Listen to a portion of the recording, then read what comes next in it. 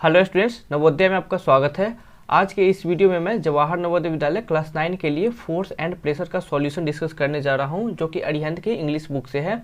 तो आप इस वीडियो को शुरू से लेकर अंत तक जरूर देखिएगा और जहां कहीं डाउट हो आप नीचे कमेंट कर दीजिएगा, या फिर डिस्क्रिप्शन बॉक्स में मैंने व्हाट्सएप ग्रुप का और टीचमिनट ग्रुप का एक लिंक दे रखा है, आप उसे ज्वाइन कर लीजिएगा। आप उसके थ्रू मुझसे कहीं भी डाउट पूछ सकते हैं, या फिर ऑनलाइन फ्री लाइव क्लासेस भी लेनी हो तो आप उस व्हाट्सएप ग्रुप को या फिर टीचमिनट ग्रुप को जरूर ज्वाइन कर लीजिएगा। चलिए मैं सॉल्यूशन डिस्कस करता हूँ। एंड सबसे पहला क्वेश्चन है फोर्स एंड प्रेशर का, वो है the CGS unit of force is. तो फोर्स का ऐसा यूनिट क्या होता है, ऐसा यूनिट होता है फोर्स का, वो होता है न्यूटन।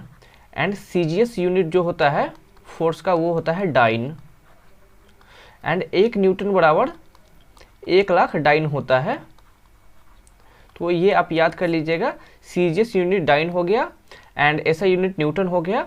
एंड क्वेश्चन के अनुसार क्या है, सीजीएस यूनिट पूछ रहा है हमसे, तो इसका आंसर हो जाएगा dyne, option number A. Second question है force by the virtue of bodies in contact is called. तो किसी भी दो वस्तु जो कॉन्टैक्ट में आएगा एंड उनके बीच जो फोर्स लगेगा उसे हम कॉन्टैक्ट फोर्स कहते हैं। तो आंसर हो जाएगा आपका option number A, contact force. Third number question है if no force acts on a body it will. जब किसी बॉडी पे कोई फोर्स नहीं लगेगा, तो अगर वस्तु पहले मोशन में था, अगर मोशन में होगा एंड नो फोर्स, तो ये मोशन में ही रहेगा। ओके, अगर रेस्ट में था ऑब्जेक्ट एंड कोई फोर्स नहीं लग रहा है, नो फोर्स, तो ये रेस्ट में ही रहेगा। ओके, तो अगर वस्तु मोशन में था और उस पर कोई फोर्स नहीं लग रहा तो वो मोशन में ही रहेगा। अगर वस्तु रेस्ट में है एंड उस पर कोई फोर्स नहीं लग रहा है तो वो रेस्ट में ही रहेगा। तो आंसर हो जाएगा इधर इन रेस्ट और इन मोशन। आंसर हो जाएगा option number C. Fourth number question है, वो है when we apply a force of 1 newton we can hold a body whose mass is approximately equal to. तो फोर्स का फॉर्मूला क्या होता है, वो होता है मास इनटू एक्सीलरेशन। हालांकि यहाँ पे फोर्स हमें दिया गया है 1 न्यूटन है, मास हमें पता करना है एंड एक्सीलरेशन कुछ नहीं दिया गया, तो यहाँ पे हम एक्सीलरेशन क्या लेंगे, एक्सीलरेशन का वैल्यू लेंगे acceleration due to gravity. And इसका होता है वैल्यू होता है अप्रोक्सीमेटली 10 मीटर पर सेकेंड स्क्वायर। ओके, एंड यहाँ पे हम 10 ले लेंगे एंड मास कितना हो जाएगा 1/10 kg। 1/10 kg को हम क्या करेंगे ना, ग्राम में कन्वर्ट कर लेंगे एंड kg को ग्राम में कन्वर्ट करने के लिए 1000 से मल्टीप्लाई करते हैं एंड ये कट जाएगा 2 0 एंड ये बचेगा आपका, सॉरी यहाँ पे मैंने 100 लिख दिया है, यहाँ पे 10 ही होगा। ओके, तो ये हो जाएगा आपका 100 ग्राम, तो मास आ जाएगा आपका 100 ग्राम। आंसर हो जाएगा आपका ऑप्शन नंबर बी। बुक में ऑप्शन नंबर सी दे रखा है जो कि गलत है, तो आप इसे सही कर लीजिएगा, ऑप्शन नंबर बी आपका आंसर हो जाएगा। फिफ्थ नंबर क्वेश्चन है अ force of a given magnitude acts on a body the acceleration of the body depends on the. तो सबसे पहले हम फोर्स का फॉर्मूला लिख लेते हैं। फोर्स क्या होता है, mass into acceleration. Okay, and पूछा एक्सीलरेशन किस पे डिपेंड करता है, तो ये हो जाएगा फोर्स अपॉन मास। यहाँ पे दे रखा कि आपका फोर्स एंड गिवन है, मतलब ये फोर्स आपका क्या है, फिक्स हो गया। तो अब एक्सीलरेशन किस पे डिपेंड करेगा, वो मास पे डिपेंड करेगा। अगर मास हम बढ़ाते हैं, मास इंक्रीज करते हैं, तो एक्सीलरेशन क्या होगा, डिक्रीज करेगा। एंड मास अगर हम घटाएंगे तो एक्सीलरेशन क्या होगा आपका, इंक्रीज करेगा। तो अब जो हमारा एक्सीलरेशन है वो टोटली मास पे डिपेंड कर रहा है, तो आंसर हो जाएगा आपका option number A, mass. Sixth number question है kicking a ball with our legs is an example of force. किसी बॉल को पैर से मारने कौन सा फोर्स है, फोर्स का कौन टाइप है, तो ये मस्कुलर फोर्स है, क्योंकि हमारे मसल्स का यूज होता है, पैर के मसल्स का यूज होता है बॉल को किक करने में। That's why kicking a ball is a muscular force. Okay, तो आंसर हो जाएगा आपका option number C. Seventh number question है द एक्शन रिएक्शन फोर्सेज। तो एक्शन रिएक्शन फोर्सेज क्या होता है, मैं बता दे रहा हूँ फिर से। अब मान लीजिए कि कोई एक आदमी है एंड ये अपने सर पे कुछ ले जा रहा है, कोई बक्सा उक्सा है, तो ये बॉक्सा है ना, ये बॉक्स इसके सर पे नीचे की ओर फोर्स लगा रहा है और ये जो इसका सर है ऊपर की ओर फोर्स लगा रहा है। ओके, तो ये हो गया एक्शन रिएक्शन फोर्स। अगर ये एक्शन है तो ये रिएक्शन है। ओके, तो ये देख लीजिए, एक्शन रिएक्शन फोर्सेज क्या होता है, मैग्नीट्यूड क्या होता है ना, इक्वल होता है, एक्शन बराबर रिएक्शन। तो मैग्नीट्यूड इसका क्या हो गया ना, इक्वल होगा, बराबर होगा। जितना ये नीचे फोर्स लगाएगा बॉक्स, उतना ही इसका सर ऊपर लगाएगा फोर्स। और क्या होता है, अपोजिट होता है। और यहाँ पे एक चीज़ और ध्यान दीजिए, देखिए एक्शन फोर्स किस पे लग रहा है, इंसान के सर पे लग रहा है, और रिएक्शन फोर्स किस पे लग रहा है, बक्से पे लग रहा है। तो अपोजिट ये है ना, डिफरेंट आइटम्स पे लगता है, ऑन डिफरेंट आइटम्स। पहले एक्शन रिएक्शन फोर्स इक्वल होता है, अपोजिट होता है, और दो अलग अलग वस्तु पे लगता है। तो यही पूछ रहा है। Act on the same body गलत है, दो अलग अलग आइटम पे लग रहा है। एक्ट ऑन डिफरेंट बॉडीज, तो ये आपका सही है। ओके। एंड थर्ड है एक्ट लॉन्ग डिफरेंट लाइंस, कोई मतलब नहीं है इसका। Act in the same direction, यहाँ पे देख लीजिए डायरेक्शन अलग है, तो आंसर हो जाएगा आपका option number B. 8th number question है, friction force between two rough surfaces can be by using lubricant. Lubricant क्या होता है, जब कभी अपने साइकिल चलाया होगा तो होता है ना, साइकिल बहुत धीमा चलता है, तो हम उसमें क्या करते हैं ना, कुछ ग्रीस या मोबिल वगैरह डालते हैं एंड वो तेज़ हो जाता है। तो एक्चुअली हम करते क्या है ना, कि जो चेन और जो व्हील होता है, जो चेन को कंटेन करता है, जो भी पार्ट होता है साइकिल का, उसके बीच है ना जो फ्रिक्शन होता है उसे कम करते हैं। तो फ्रिक्शन ल्यूब्रिकेंट का यूज होता है फ्रिक्शन कम करने के लिए। तो आंसर हो जाएगा आपका option number B. 9th number question है, consider a porter standing on a platform with a suitcase which passes his head with a force of 300 newton, the reaction forces is exerted by. अब मैंने अभी तुरंत ये example आपको बताया था कि एक आदमी है, कुली है, मान लो ये एक बॉक्स कंटेन कर रहा है और ये इस पर कितना है ना, 300 न्यूटन का फोर्स डाउनवर्ड लगा रहा है। तो इसका सर क्या करेगा ना, 300 न्यूटन का ही फोर्स इसके ऊपर लगाएगा। ओके। तो क्या हो गया, द रिएक्शन फोर्सेज, अगर मैंने बोला था ये एक्शन है तो ये रिएक्शन फोर्स हो गया। Okay. The reaction force is exerted by, तो सर के द्वारा बक्से पे लगता है, यस, सूटकेस जो भी है, the head on the suitcase. तो यही आंसर आपका होगा कि सूटकेस के द्वारा सर के द्वारा बक्से पे या फिर सूटकेस पे वो फोर्स लग रहा है, रिएक्शन फोर्स। तो आंसर हो जाएगा आपका option number A. 10th number question है, sometimes car skids on a rainy season. कभी कभी होता है ना, कार क्या होता है ना, बरसात के दिनों में सड़क पे फिसल जाता है। तो वो फिसलन क्यों होती है, तो होती है ना कि जो पानी, ये सड़क है और ये मान लीजिए कार का टायर है, तो इसके बीच पानी आने से होता है ना, फ्रिक्शन कम हो जाता है। तो फ्रिक्शन कम होने की वजह से है ये जो टायर का चक्का है रोल करने लगता है। तो ये है ना, आंसर हो जाएगा आपका, water reduces the friction between road and the tyres. Friction कम होने की वजह से टायर और रोड के बीच में वो कार स्किड कर जाता है बरसात के दिनों में। आंसर हो जाएगा आपका option number D. 11th number question है, which of the following is not true. Not true मतलब फॉल्स रिगार्डिंग फ्रिक्शन। तो पहला है, friction wears down machine parts. सही है, फ्रिक्शन के कारण मशीन के जो पार्ट्स होते हैं ना, खराब हो जाते हैं एंड पुराने हो जाते हैं। ओके। तो ये तो सही है, हमें खराब, ये फॉल्स स्टेटमेंट ढूंढना है। फ्रिक्शन हेल्प्स अस वॉक, हाँ सही है, क्योंकि हम फ्रिक्शन की वजह से ये चल पाते हैं। तो ये भी ट्रू है, ये भी ट्रू है, एंड हमें फॉल्स ढूंढना है। Friction helps a ship move through water, ये फॉल्स है। फॉल्स कैसे है, फ्रिक्शन हेल्प नहीं करता है, बॉयंसी होता है, एक बॉयंसी फोर्स होता है। जब कभी सीनियर क्लास में जाओगे तो पढ़ोगे, बॉयंसी के कारण है ना शिप है ना वाटर पे चल पाता है। तो ये फॉल्स है। एंड सेकेंड क्या है, लास्ट क्या है, फ्रिक्शन प्रोड्यूसेस हीट। सही है, आप कभी अपने है ना दोनों हाथ को बहुत तेज से रब करना, तो आपका क्या होना, हाथ में गर्मी पैदा हो जाएगी, तो वो फ्रिक्शन की वजह से होती है, वो ट्रू है। तो आंसर क्या हो जाएगा, ऑप्शन नंबर सी। ये बॉयंसी के कारण शिप है, ये जहाज है ना पानी में तैर पाता है, फ्रिक्शन के कारण नहीं। तो आंसर हो जाएगा आपका option number C. 12th number question है, ball bearings are used in bicycles cars it is because. तो बॉल बेयरिंग्स जो भी होते हैं ना, उसको बाइसिकल, साइकिल में या फिर कार में इसलिए यूज करते हैं ताकि जो इफेक्टिव एरिया ऑफ कॉन्टैक्ट होता है ना वो कम हो जाए। तो जैसे ही इफेक्टिव एरिया ऑफ कॉन्टैक्ट कम होगा, इफेक्टिव एरिया ऑफ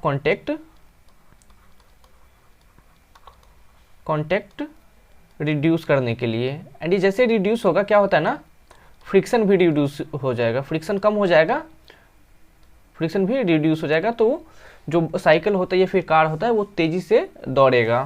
तो आंसर हो जाएगा आपका option number C, the effective area of contact between the wheel and the axle is reduce. तो आंसर हो जाएगा आपका option number C. 13th number question है, the force of friction between two bodies is. तो ये parallel होता है, ये ध्यान में रखिएगा। जैसे मान लीजिए फ्रिक्शन है ना, कोई गाड़ी है, ये रोड है, तो गाड़ी इधर चल रहा है तो फ्रिक्शन इस पे इधर लगेगा, तो ये पैरेलल होता है। तो आंसर हो जाएगा आपका option number A. 14th number question है, a coin flicked across a table stops because. जब किसी कॉइन को हम फ्लिक करते हैं किसी टेबल पे तो वो रुक जाता है। तो क्यों रुक जाता है? वो इसलिए रुक जाता है क्योंकि टेबल है ना, उस पर एक फ्रिक्शनल फोर्स एग्जर्ट करता है। तो आंसर हो जाएगा आपका option number C. 15th number question है, the soles of shoes are made of grooves to. तो जितने भी जूता या चप्पल होता है ना, वहाँ पे आपने देखा कि उसके नीचे है ना खांचे बने होते हैं या फिर होते कील वगैरह लगे होते हैं उसी ऑब्जेक्ट के, शूज़ के। तो वो इसलिए होते हैं ना, कांटेदार स्ट्रक्चर होता है या फिर खांचे बने होते हैं, वो इसलिए होता है ताकि कभी बरसात के दिनों में या बहुत प्लेन रोड है ना, तो फ्रिक्शन फोर्स उस पर ज़्यादा रहे। फ्रिक्शन फोर्स ज़्यादा रहेगा तो आपका पैर स्लिप नहीं करेगा।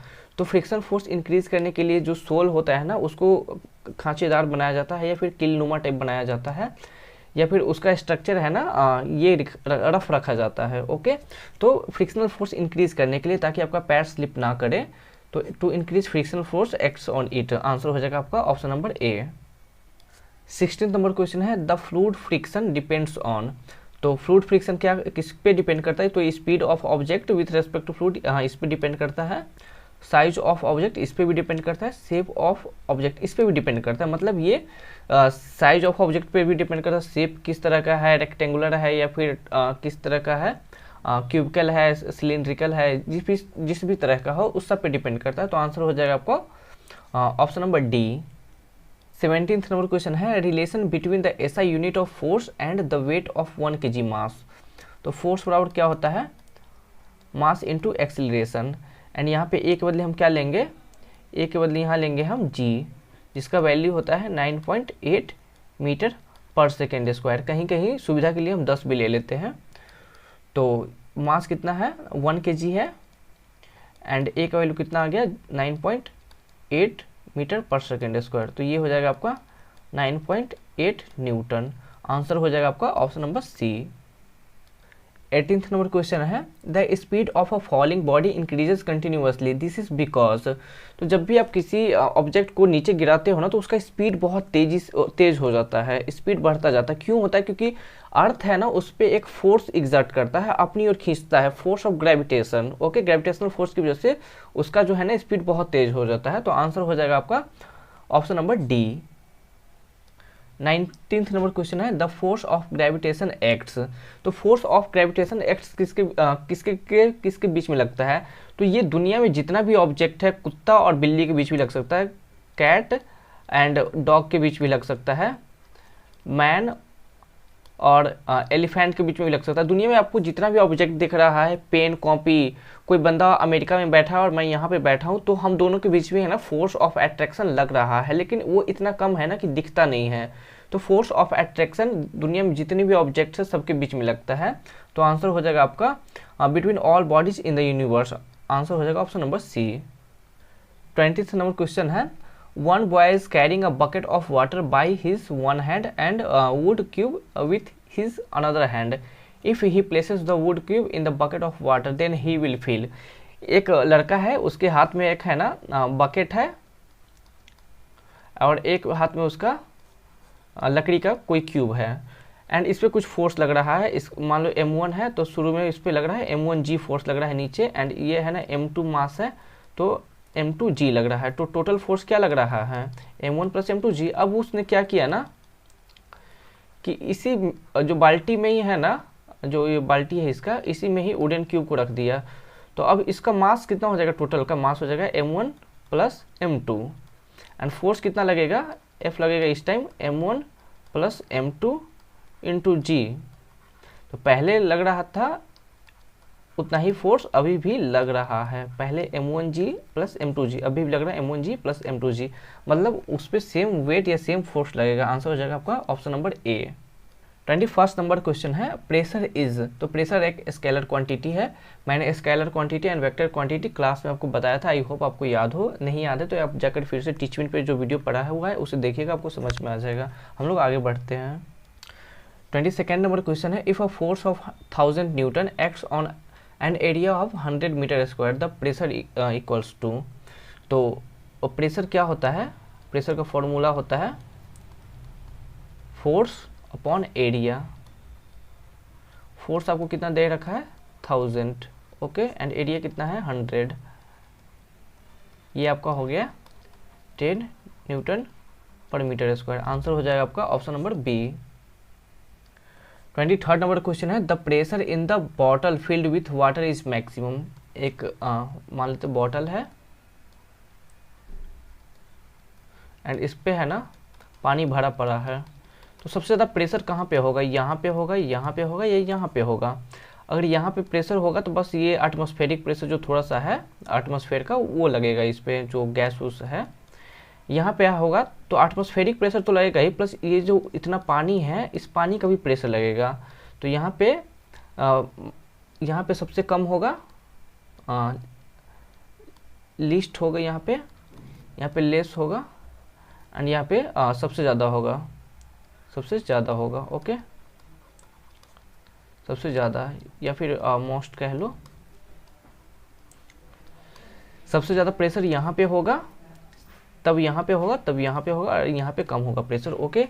तो in the bottom of the bottle answer हो जाएगा आपका option number D. 24 number question है the bottom of a dam is made thick due to.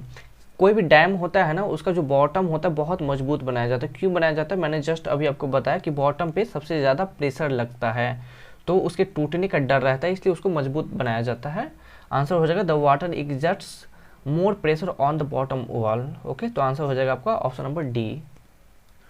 25 number question है the pressure on earth will be less when the man. एक कोई man है, उसका मास है ना m है, ओके। तो प्रेशर क्या होता है m इंटू ए, ये होता है बेसिकली फोर्स अपॉन एरिया। तो फोर्स को हम क्या लिखते हैं, फोर्स को लिखते हैं m इंटू ए या फिर m into g, okay, and upon area, okay. तो मास आपको दिया गया है एंड ए जो है यहाँ पे इसको g मान लेते हैं हम, एंड g का वैल्यू आपको मान लीजिए 10 है, तो 10m अपॉन एरिया। तो ये तो फिक्स हो गया, मास आपको दिया गया कुछ तो फिक्स हो गया। अब डिपेंड किस पे करेगा प्रेशर, एरिया पे। तो एरिया किस केस में इंसान जो है सबसे कम होगा उसके पास, तो जब सोया हुआ हो, अगर एरिया अगर ज़्यादा है तो प्रेशर क्या होगा, कम होगा। एरिया अगर कम है तो प्रेशर ज़्यादा होगा। तो सबसे कम प्रेशर कब लगेगा, जब एरिया सबसे ज़्यादा होगा। सबसे एरिया ज़्यादा इंसान का कब होगा, जब वो धरती पे लेटा हुआ होगा। तो आंसर हो जाएगा आपका option number A. 26 number question है what will be the pressure when 30 newton force is applied on 120 centimetre square. 30 newton है फोर्स एंड एरिया दिया है 120 सेंटीमीटर स्क्वायर, बट यहाँ पे आपको मीटर स्क्वायर है। तो 1 सेंटीमीटर स्क्वायर बराबर क्या होता है 1/1000 metre square, sorry 10,000 metre square हो जाता है, ओके। तो मैं निकाल लेता हूँ यहाँ पे प्रेशर क्या हो जाएगा, प्रेशर को पीछे डिनोट कर देता है। फोर्स कितना है 30 न्यूटन एंड ये आपका हो गया 120 सेंटीमीटर स्क्वायर, ओके। तो 30 न्यूटन एंड 120 को, एंड यहाँ से सेंटीमीटर स्क्वायर को मैं रिप्लेस कर दे रहा हूँ 1/1000 10,000 मीटर स्क्वायर, ओके। ये हो गया 30 newton into 10,000 metre square, sorry ये मीटर स्क्वायर नीचे में ही होगा, बस वैल्यू ऊपर जाएगा। ये हो गया 120 मीटर स्क्वायर, ओके। 0 से 0 कट जाएगा एंड ये बचेगा आपका 30,000 अपॉन 12 न्यूटन पर मीटर स्क्वायर। ये हो जाएगा आपका 2500 न्यूटन पर मीटर स्क्वायर एंड इसे आप स्टैंडर्ड फॉर्म में लिखिएगा तो 2.5 इंटू 10⁻³ न्यूटन पर मीटर स्क्वायर हो जाएगा आंसर। तो आंसर हो जाएगा आपका option number A. 27th number question है, a metal cuboid of mass m rest on a table surface area of 40 centimeter square in contact with the table. The pressure exerted by the cuboid on the table surface is 10,000 pascal. Value of m, तो pressure का पहले formula क्या होता है, force upon area. Force आपको दिया गया नहीं दिया गया, लेकिन फोर्स का हमें फॉर्मूला पता है, क्या होता है, मास इनटू एक्सीलरेशन। मास यहाँ पे कितना दिया है, m kg, एंड एक्सीलरेशन नहीं है तो g का वैल्यू हम 10 ले लेंगे, ये हो जाएगा 10m। Okay, 10m, and area क्या है आपका 40 centimetre square, and 1 centimetre square क्या होता है, मैंने अभी जस्ट आपको बताया था लास्ट क्वेश्चन में, 1/10,000 metre square. Okay, metre square, तो 40 इंटू 1/10,000 मीटर स्क्वायर। और ये प्रेशर कितना दिया गया है आपका, प्रेशर आपका दिया गया है 10,000। ओके, तो 10,000, एंड जब अपन क्रॉस मल्टीप्लाई करेंगे इसे तो ये आएगा हमारा 40 इंटू 1/10,000, एंड ये आ जाएगा 10m। 10,000 से 10,000 कट जाएगा, इस जीरो से ये जीरो कट जाएगा, एंड m का वैल्यू क्या आ जाएगा आपका 4 kg। आंसर हो जाएगा आपका option number C. And last question है, वो है 1 atmospheric pressure is equal to, तो एक एटमॉस्फेरिक प्रेशर कितना होता है, तो ये आपका होता है 1.01 इंटू 10⁵ न्यूटन पर मीटर स्क्वायर। तो आंसर हो जाएगा आपका option number B. I hope कि आपको सारे सॉल्यूशन समझ में आए होंगे। अगर कोई डाउट रह जाता तो आप नीचे कमेंट कर दीजिएगा, या फिर जो डिस्क्रिप्शन बॉक्स में व्हाट्सएप या टीचमेंट ग्रुप का लिंक दिया गया है वहाँ पे आप मुझसे डाउट पूछ सकते हैं। अगर वीडियो पसंद आया तो वीडियो को लाइक कीजिएगा, चैनल को सब्सक्राइब कीजिएगा, एंड दोस्तों के साथ शेयर करना इसे मत भूलिएगा। Thank you.